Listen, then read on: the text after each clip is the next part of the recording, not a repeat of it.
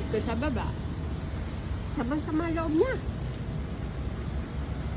Naubos mo talaga ng aking kumari. Ay, tagal na niyang hindi nagkakain. Pasensya ka na, Marge, ha? Once a month na lang tayo nag...